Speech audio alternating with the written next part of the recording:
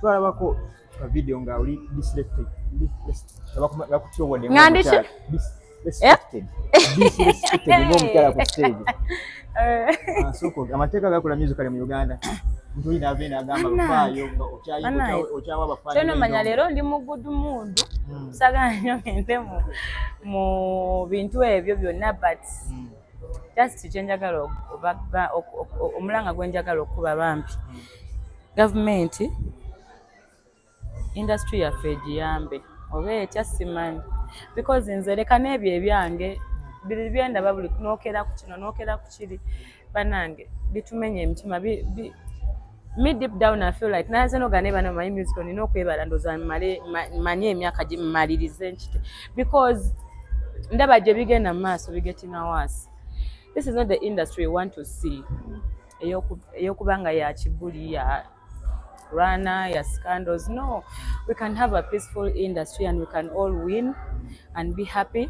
More collaborations than fighting. Oshitegera sagala mbiwanvye nnyo but tewali yankwatako. Yes, but you saw the video. Kirungi nali bansanga maliriza was going off. Nali ndi ku luyimba lwa first born. Ndoza nali ku line esemba when that caviar happened. And I'm like banange kamalirize maza era maliriza temukola ki nga bali ali wansi. No one attacked me actually but they were down there trying to I think abayagala ku jack stage. I don't know how they do their things. Sibimanyi nempagamba era banenze mumanyi sola bintu yamwe mumpe time naye kirungi basanga maliriza so namaliriza nenvaawo naye nze nga byendaba bannange ate sirwe byo byemulaba ku kamera bingi biba byemutalaba. I really prefer an industry where we all lift each other nga twekwatako than fighting. Wantebera nti ekigenda kitwala ffenna tewali wadde and it breaks my heart but I mean it is what it is. Sabe Katonda atuyamba atukwatireko bintu bikyukemu naye nga bimenya omutima. Nze nase nenga ne bannange tulina emyaka twebalire emyaka egisigadde tute because some of us cannot handle those situations. Okitegeera singa tewali muyimbi wali bade ku business kyenda ibinji fashion manye enviiri nze ekyo simanyi ku nviiri simanyi ku ngoye ekyo simanyi when nakola business administration and management teri kye simanyi kubya TV. I used to love by the okubera mu media but simanyi something on TV I don't know business woman generally because sagala nyonyo kunkozesa nali manyi nsolo okupambana n'enkola ebyange ndi mukyala mukozi siba wala banje bafaanana nga nze nga bakola baba baagala bawa naye nze ndi mukyala mukozi nsonyiwa okuwulira ekibuzo kineno oli mukyala mulungi nyerira oli agambe eyo oba okyanoona ati nze mumanyi mwenna ndi private of course kati nzizoloberawo nga ndi awo. Hey, mbera okay just because fere tuyagala butaala tetuli bantu ba butaala senga mwala balabada we are private mbo baby I am okay I'm happy Chenyezo kugamba I am fine I've always been fine. Sikati chine byokola mujalaba Katonda wanayagalira so ubakeri abana abawala bakosa drugs atenga yes banange nyala kufuna mu camera. Let me tell you this nze ndi muyimbi simanyi drug na bwonya sikola. I've never in my life used any drug. Mbela around nalaba omuntu aliwo ku TikTok bannange ngagamba simanyi na shisha bwe bamusika no campus or sika but my friends take it. So when you see me around my friends taking shisha you think I take it kubanga emeka jiba jidde no left right center bobo tudde baloza ki. I've never used anything smoke. Never.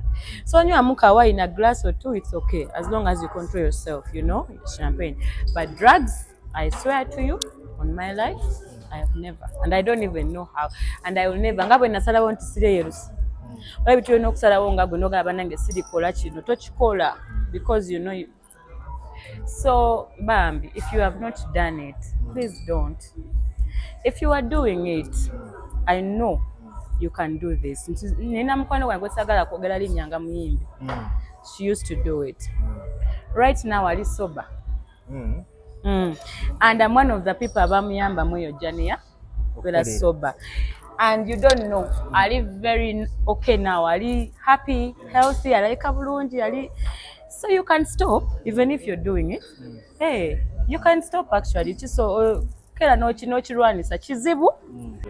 So nyimbide emyaka kati. By the way ndi myaka 11 kati. Sikolangako party as Lydia Jasmine, the brand, with my fans, with my family.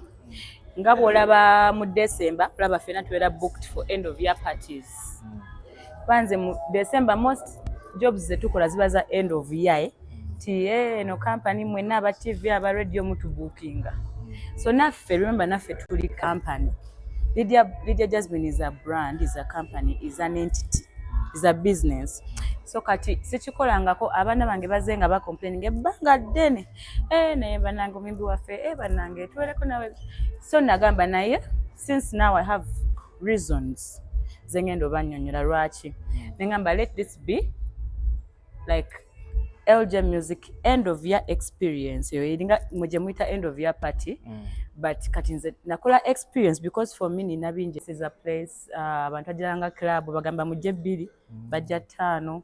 So we have a band already bade natandika sawa 2 twina screening of the firstborn concert. Mugenda laba jani yange na isima wata mwegena tukiriza. Bwebata tukiriza chemuna bako chemugendo labako, but it's going to go down on my YouTube. Nga ina copywriting ojirabya wange. Nga jane yonna we yali je natandikira paka mugala bawe navanga ne waka rehearsals which na filming nga movie. It's like a documentary. You're going to see my friends, family on there. Chidi interesting. Nange sinna chiraba, bade nachiraba leero. So it was supposed to be like a surprise. Although nchimanyi we chidi. So also the baby Twidina I have to talk about my album. Jengendo okuta. Kwogera ku concert when oba you know anything about the next concert after firstborn nga magirabye nina premiering my new song which is already out in audio. It's already out in audio, so I had to premiere the video later tonight. Have a video for the first time here, everything. So being bitegeera the fans, interacting with my fans, bona bagenda kujja ba LJ addicts bwe bityo kwegamba ka party get together, then at the end of it all maybe njaba bimbanga busatu buna. Yeah, last year 2024 kino ngamba katinga byonkolera sorry banaye bingi. That's more reason why china tuli wano banange zesinali sikwanga ko concert last year gwe gwasooka after 10 years. Who else is like patient like me after 10 years? Sinti sayina nyimba nazirina oshitegeera, but I felt like that was the God's timing. Yeah, that was it, and it was sold out. Mwagiraba siya kuwana siya chira jagala bagirabe.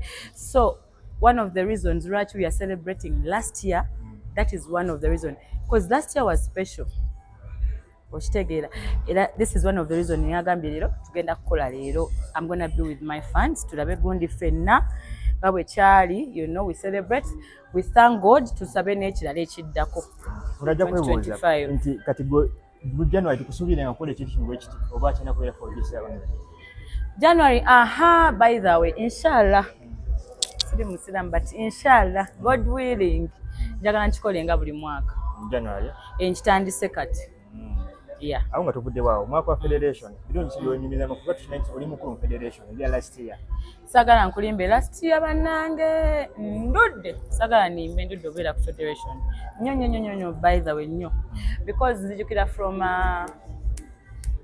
around about September to like November mbadde muzitu nga sibera mu around so mbadde siberawo nnyo but wemba n'obudde mpitirayo wemba sirina mbadde ndudde mazima but Ocha federation kirungi nnyo n'ofuna kubanga erina omwogezi waayo.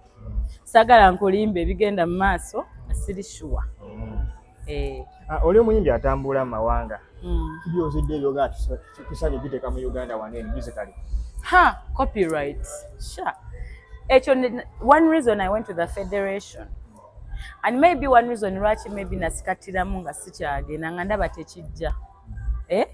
Don't judge me, but nze one of the reasons nga tugenze kulwanira ki ngafe abayimbi abamanyi abasinga tugende tu meeting abantu nga twazo nga mwatulaba, yeah, because I'm one of the people aba pioneers abatandika with the federation.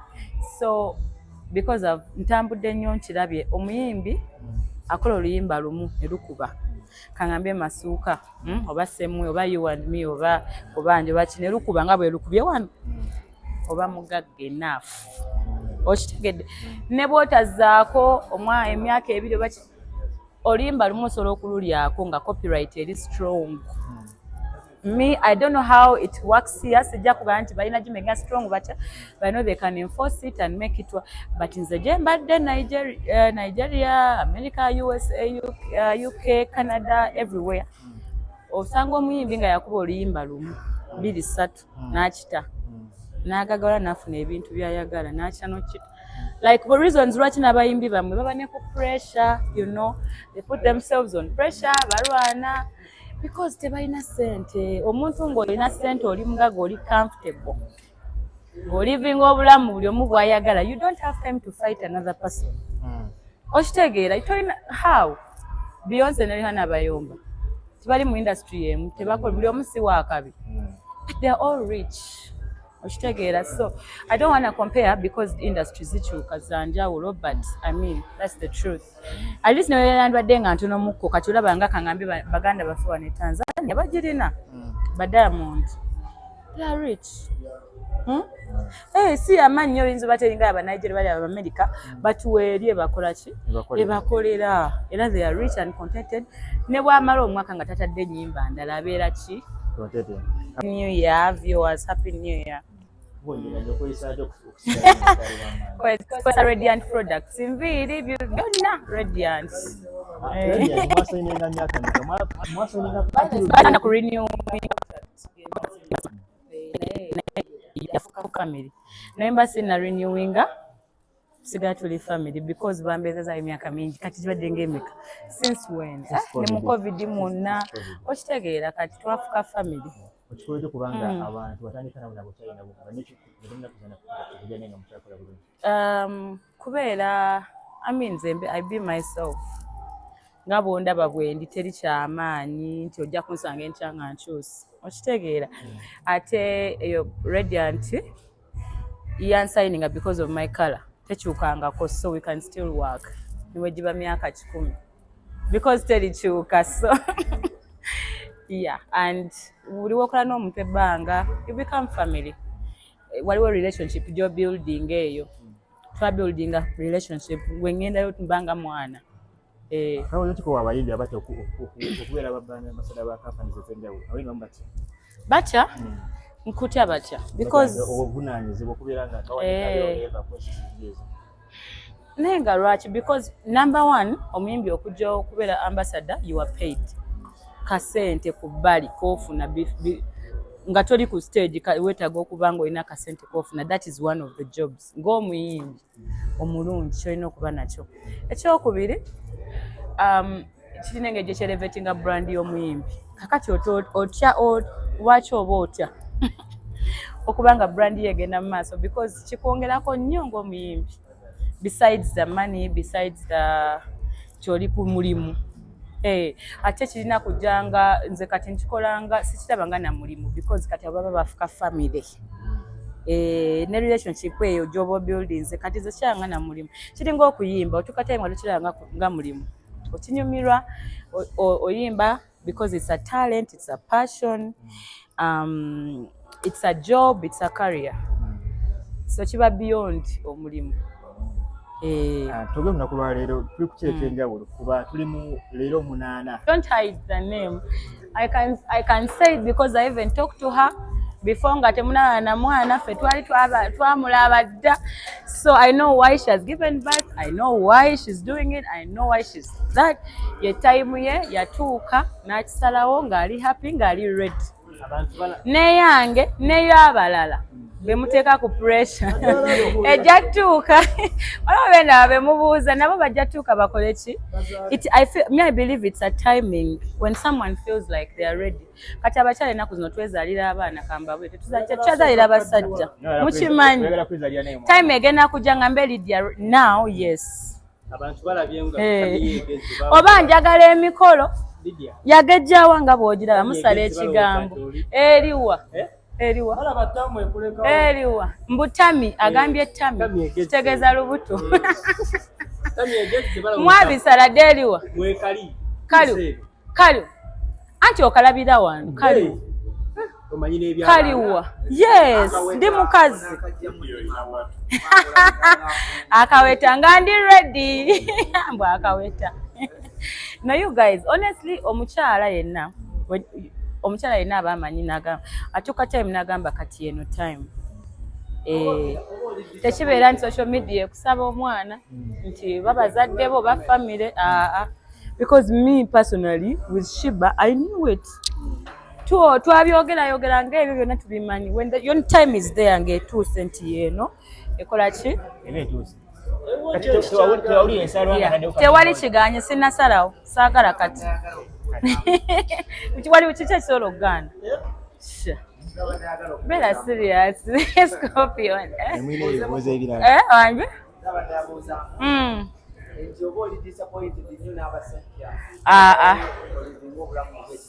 nze mu bimbonyabonya omusajja taliimu.